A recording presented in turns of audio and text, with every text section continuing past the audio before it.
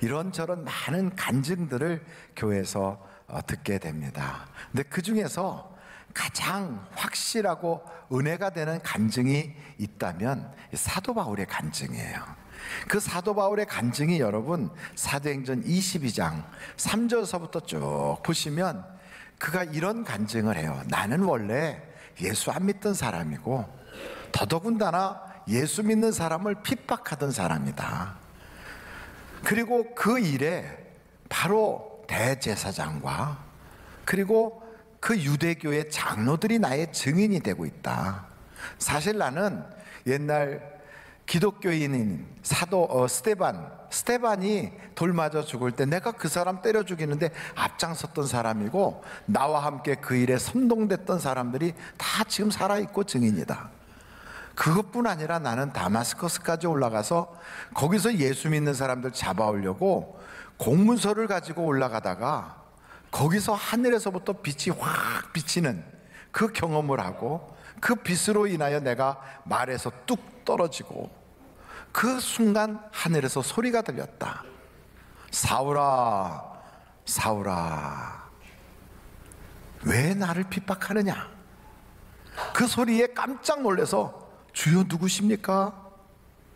그때 그 말씀이 나는 내가 핍박하는 예수니라. 그러자 앞을 못 보게 된 이 사울이란 그 사람이 너무 충격을 받아가지고 더듬더듬 하니까 함께 기독교인 잡으러 갔던 동료들이 그 사울을 부축해서 다마스커스 안에 있는 직가라고 하는 길에 조그만 하숙집에다 자기를 거기다 맡기고 그들은 떠났는데 그 충격으로 인해서 밥도 먹지 않고 이제는 앞을 보지 못하게 됐으니 앞날을 어떻게 살아가나는 걱정도 돼서 그러면서 거기에 있는데 한 번도 만난 적도 없고 본 적도 없는 아나니아라고 하는 사람이 찾아와서 예수님이 나를 보냈소. 사울 형제여, 내가 당신을 위하여 기도하면 당신이 앞을 못 보는 게 보게 될 것이요. 그러면서 나에게 기도를 해줬더니 눈에서 비늘 같은 것이 툭툭툭툭 떨어지더니 내가 앞을 보게 되었습니다. 그래서 그 기쁨 때문에 다마스커스에 있는 사람들한테 내가 막 내 이야기를 했더니 도리어 유대인들이 내 편에 서 있었던 사람들이 나를 이제는 죽이려고 해서 나를 광주리에 달아내리고 도망가 가지고 그래서 하나님을 전하는 자가 되었는데 그 하나님께서 나보고 유대인에게 전하지 말고 이방인에게 전하라 하는 말씀을 듣고 내가 이방인의 전도자가 되었습니다. 이렇게까지 이야기하니까 유대인들이 막 들고 일어나서 와, 저 사람은 살려두면 안 되겠다, 죽여야 되겠다, 막 이렇게 이야기를 하는 내용이 사도행전 22장에 등장합니다.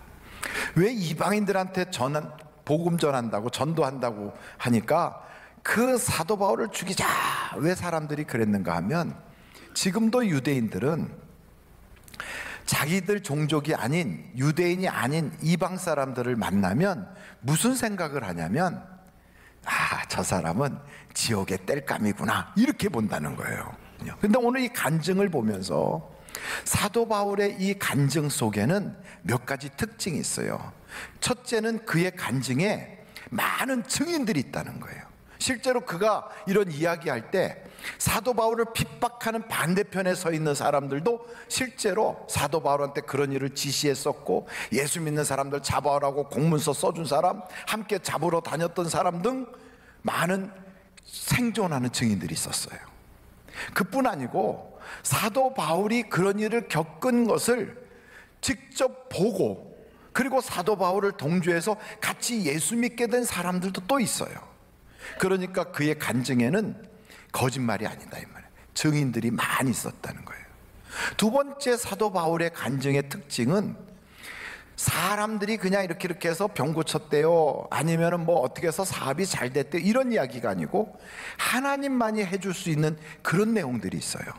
갑자기 하늘에서 빛이 쫙 비쳐가지고 그 눈이 부셔서 눈을 멀게 되고 말에서 뚝 떨어진 이야기, 이건 뭐 하나님이 아니면 불가능한 거예요.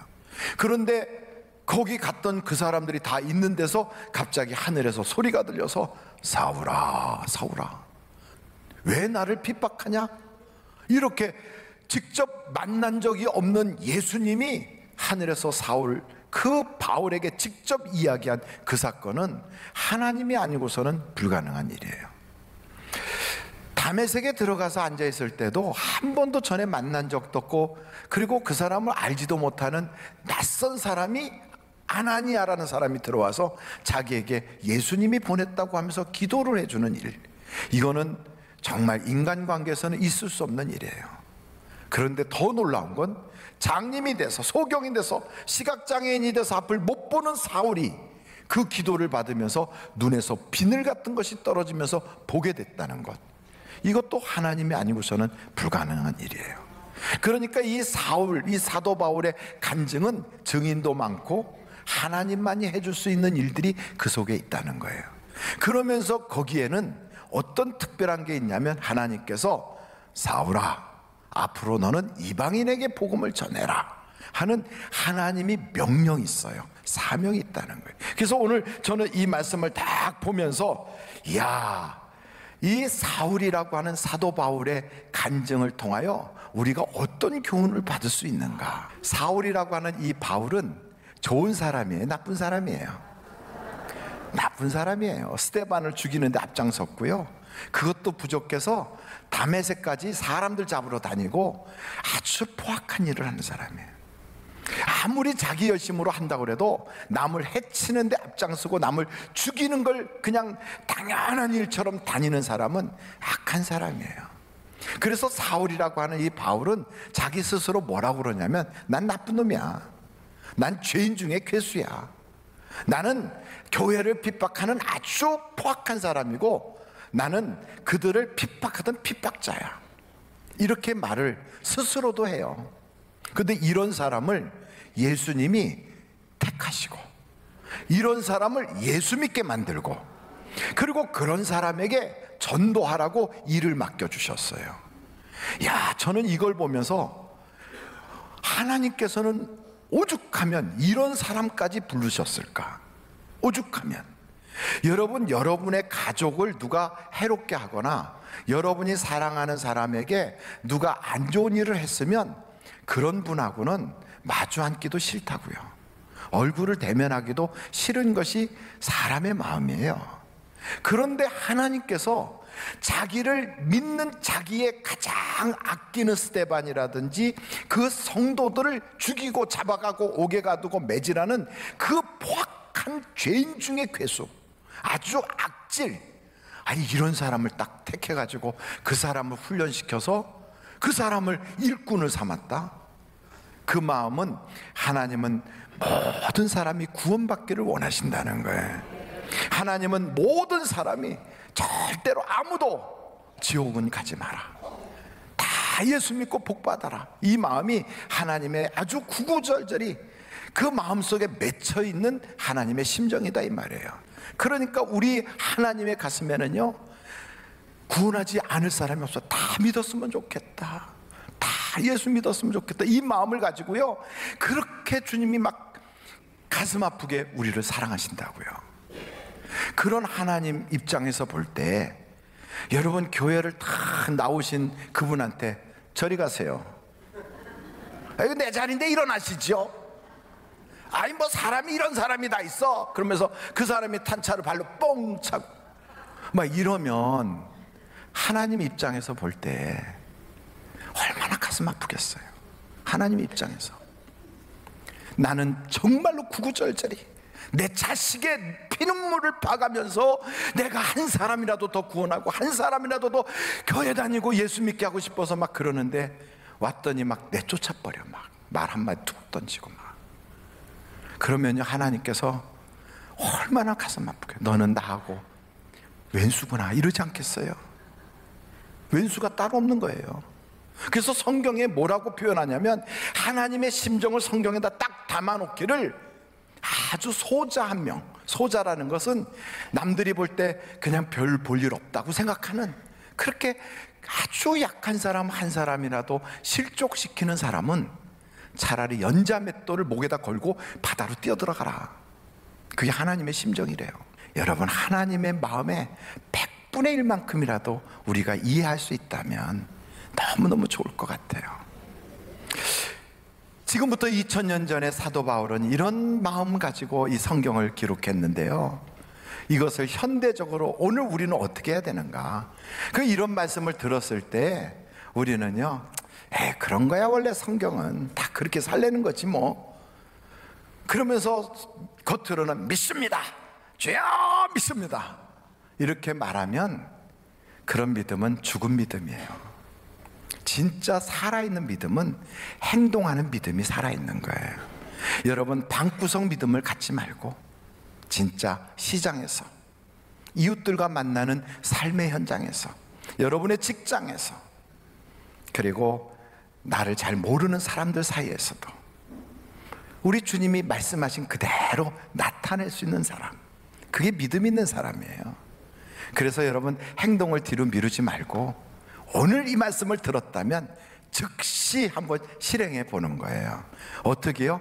옆에 분한테 싹 웃으면서 복 많이 받으세요. 한번 해볼까요? 시작. 연습 삼아 해봅니다. 시작. 복 많이 받으세요. 복 많이 받으세요.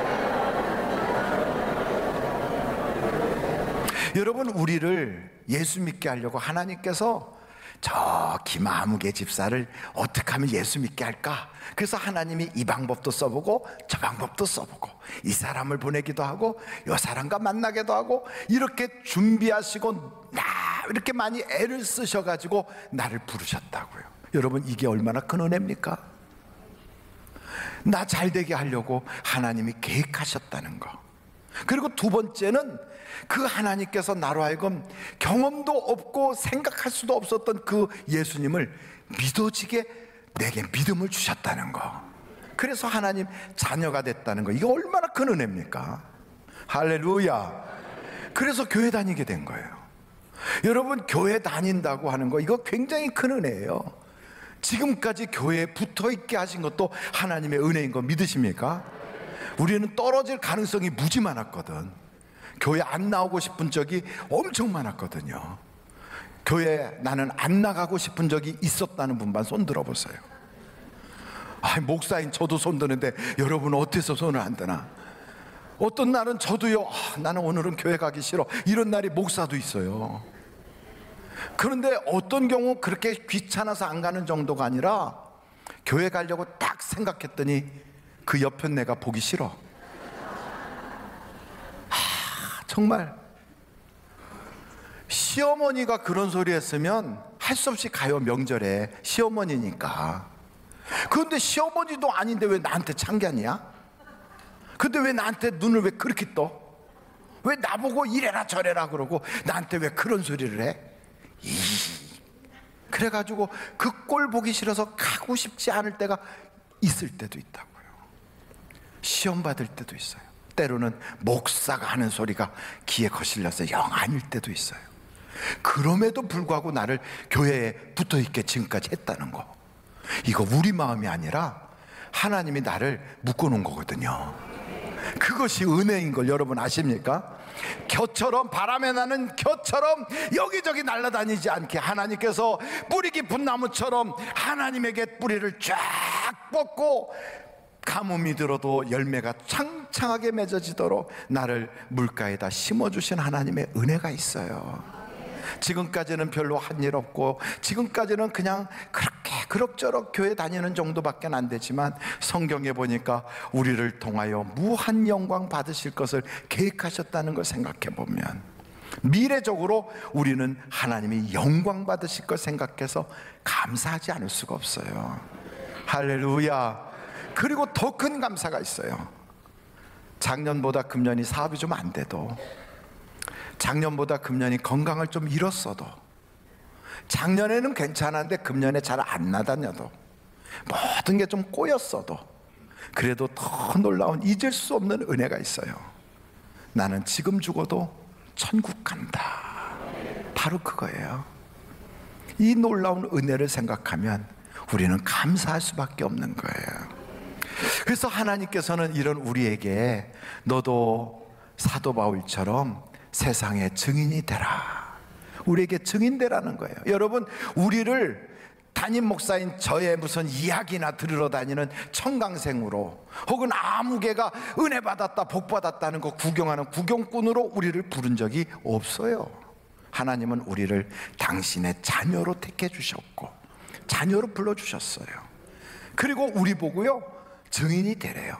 뭐라고 그러시냐면, 성경의 마태복음 마지막 장에 보면 하늘과 땅의 모든 권세를 가졌으니 너희는 가서 모든 족속으로 제자를 삼아라 뿐만 아니고, 사도행전 1장 8절을 보시면 한번 찾아볼까요? 사도행전 1장 8절.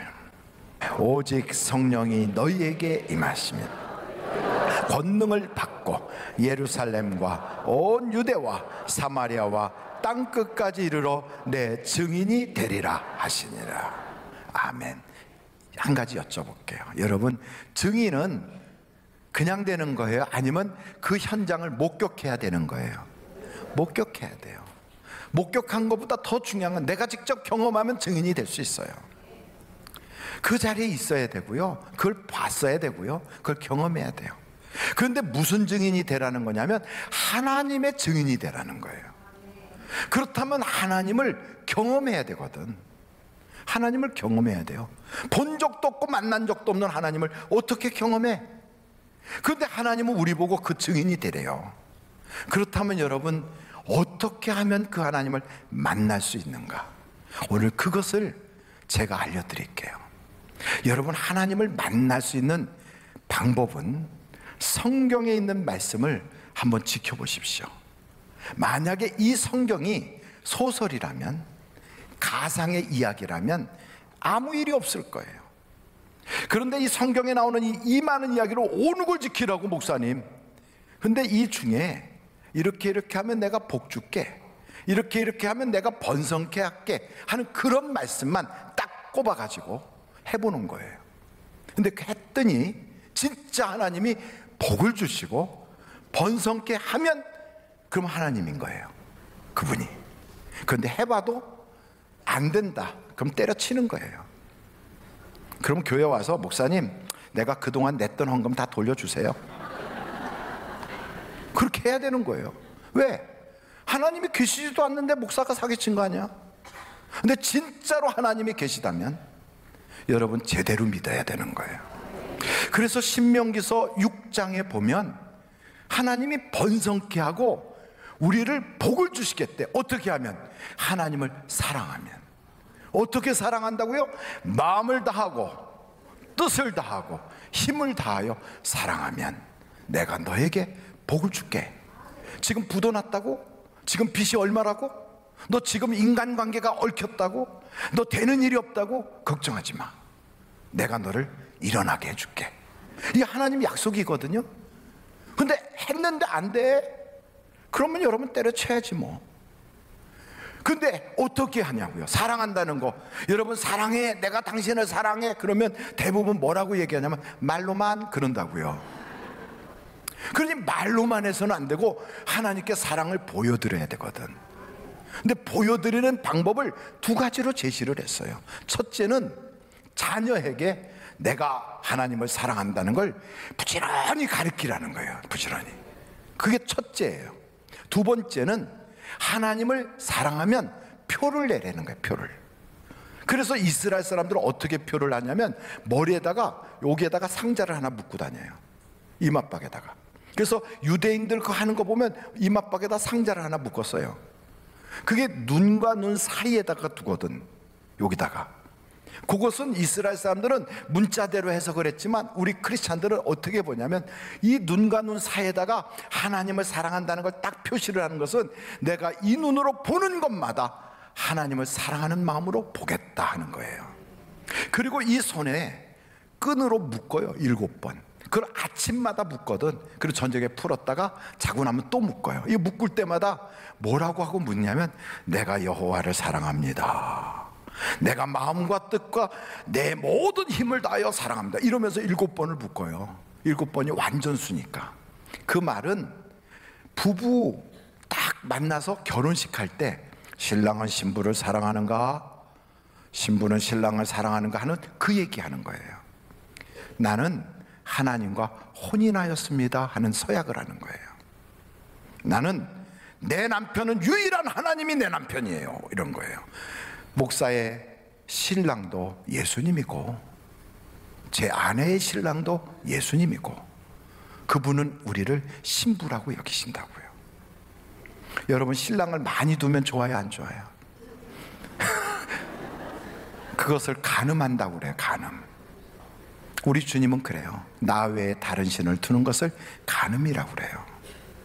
그래서 우리 주님은 우리에게 나와 너가 혼인관계다, 영적으로 그렇게 말해요. 그래서 하나님과 내가 혼인하고 하나님과 여러분이 혼인한 거예요.